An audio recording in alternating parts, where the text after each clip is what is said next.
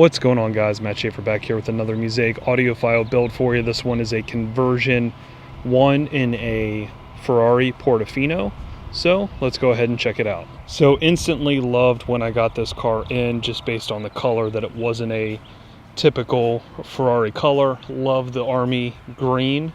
It's different. Interior has some cool colors to design with. So since I always start you out with the back, this is a convertible, so space is limited. What you're going to see here is going to be our amp rack. This is going to house two Brax MX4 Pros, and it's also going to house a Mosconi Atomo 4, which is going to run the rear speakers active. Now, obviously, space is a premium. These amplifiers are huge. I also had to hide a Brax DSP within all this while still having the top fully come down into the trunk. Left some storage space on the left and the right. He said he wanted to have kind of more of a showier piece here in the center, so that's exactly what we did here. Now you can see all these different press grills here on the top to allow ventilation for these amplifiers. These are Class A amplifiers, so they do get hot. We have a bunch of fans underneath this panel here. I can overlay picture here so you can see exactly how all the fans and everything are set up underneath this panel. I also removed the top aluminum plates of those MX4 Pros because, again, when you're getting amplifiers like this, you want to show off what amplifiers you have. That's one of the cooler pieces of the amplifier. So I decided to remove it from the amp and press it into these new grills here on top of the amplifier rack. And each one of these grills, it's basically a double press. So there's a mesh grill on the bottom with grill cloth, and then there's a mesh grill on the top that's pressed over the initial grill. That way you cannot see through, but it still allows air to ventilate through.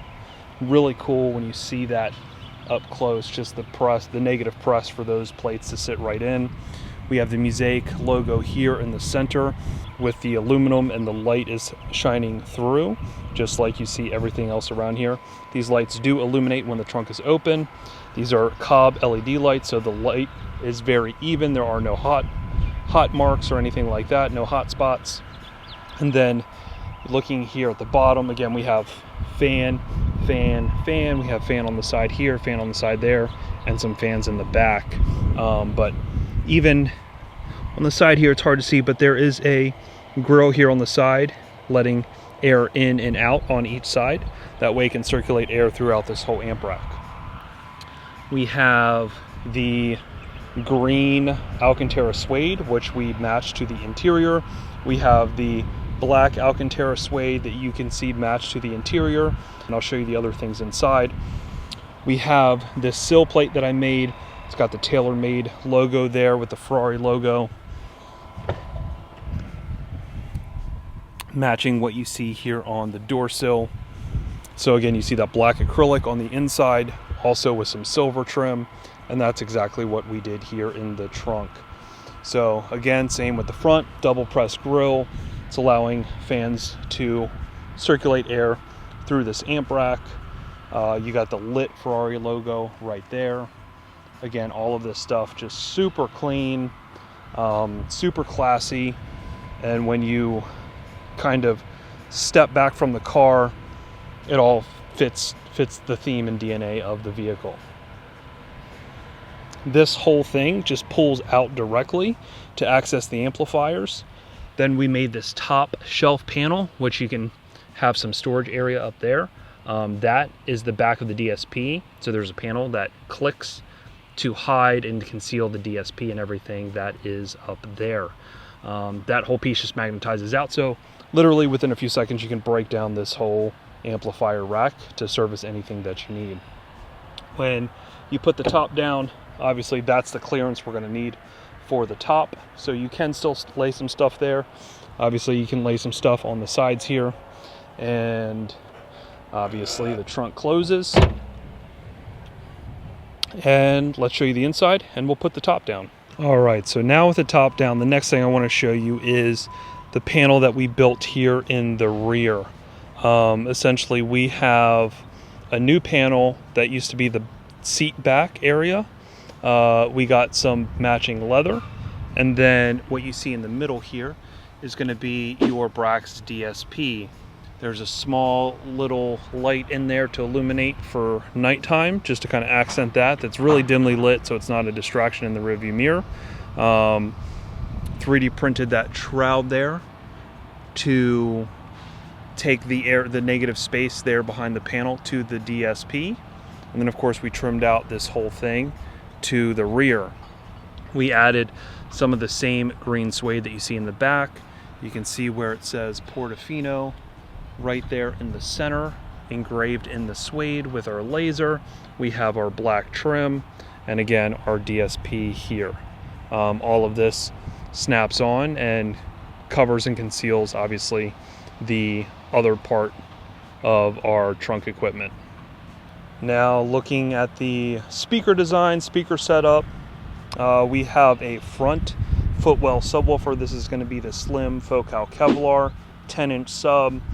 Again, we have this really nice custom fiberglass enclosure finished in the same material as the floor. We also have that shiny gloss black trim ring with the double press grille, and the grille matches what you see here on the door perfectly. So took this DNA to the mid base, which is a 6-inch Utopia M woofer here in the door. We have our 10-inch Focal Kevlar slim here in the footwell. We have our Utopia tweeter here in 3D printed little enclosures. Again, we just 3D scanned the door panel, and these things snap in using the same factory clips that the factory tweeter popped in. So nothing modified there. Factory tweeters could easily go back in. Everything could revert back to factory. And again, you have a nice little setup for the tweeters here. As far as the A-pillars go, we have the 3.5-inch mid-range here in custom A-pillars. Again, rewrapped these in the matching suede using the same kind of trim that you can see here on the vents. So again, it just looks like an extension of the vent. So it's going to bring that design element and cue into the upper part of the pillar and keep everything looking 100% factory. Here's looking at the pillar from the driver perspective. So again, somewhat on axis here for both speakers. Again, you got your tweeter here in the upper part of the door.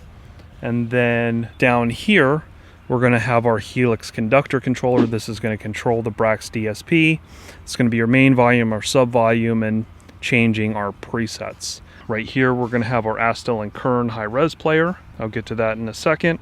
This is going to be the nice little modular mount we made that goes right into the cup holder using the same materials that you can find in the car. Obviously, we have the Astel and Kern logo embossed here. Now, as far as the presets go, we have 3 individual presets. Preset 1 is going to be the factory radio.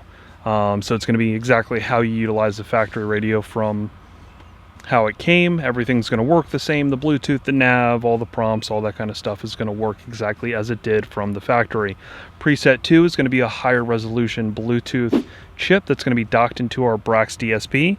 That's going to allow us the best digital connection from our phone to the amplifier. So we're going to skip the processing that is done through the factory crappy equipment, and it's going to let us have a digital signal directly to our DSP. So much better quality signal, much more robust signal, while obviously not using that factory processing for the original speakers.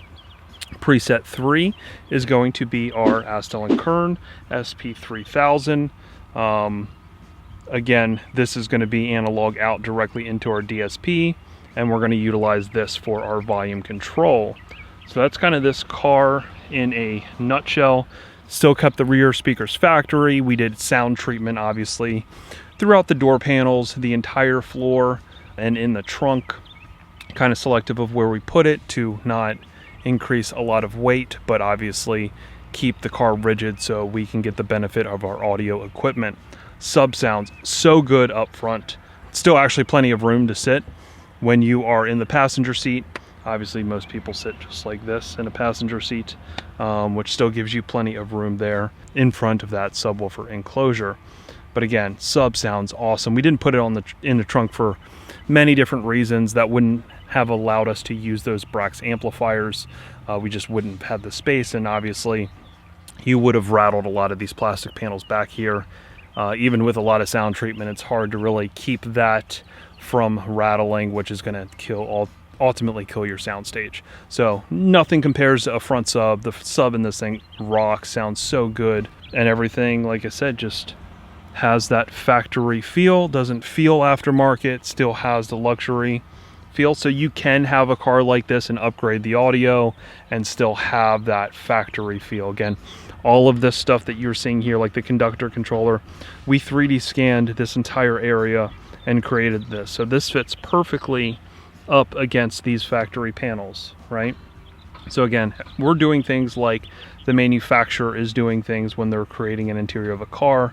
We're using a lot of the same procedures to keep everything looking 100% factory and looking good. Again, those tweeters right there, they just snap directly into the factory door panel. Uses the same clips and everything. So again, if this is something that you're interested in, follow along. If this is the first time seeing something that we've personally done, check out our YouTube. We have a slew of videos that are going to go over the entire landscape of what we do, what we've done.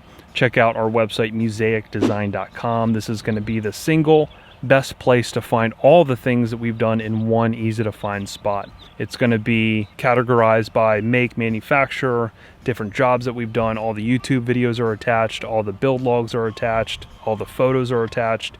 So go ahead and check us out there. If you want to get a hold of me for a job, here is my phone number followed by my email address. These are the two best points of contact for me. Make sure you follow us on social media. Here's my TikTok. A lot of times you'll see videos posted here well before we post anything to YouTube. Check us out there. Also check us out on Instagram. Here's our 3 handles below. And again, if this is the first time seeing a video of ours on YouTube, make sure you follow us, subscribe, hit that alert bell letting you know anytime we drop a new video. And then finally, guys, check out our podcast. We have a podcast on Spotify called the Old Fashioned Car Audio Pod. It's basically going to be a deep dive into car audio in general, the past, the present, the future of where we've come, where we're going. So for you guys who had systems back in the 80s, 90s, and 2000s, and you want to get back into car audio, it's going to bring you up to speed. You're going to talk to people from back in the day that you might remember if you dabbled in car audio or followed car audio. You're going to hear stories, career stories. You're also going to hear, again, you're going to hear podcasts from the actual manufacturers of this equipment. So yeah, check us out there. Old Fashioned Car Audio Podcast on Spotify or anywhere that you download podcasts. And like always, guys, I appreciate the feedback. I appreciate the follow. And until next time, peace.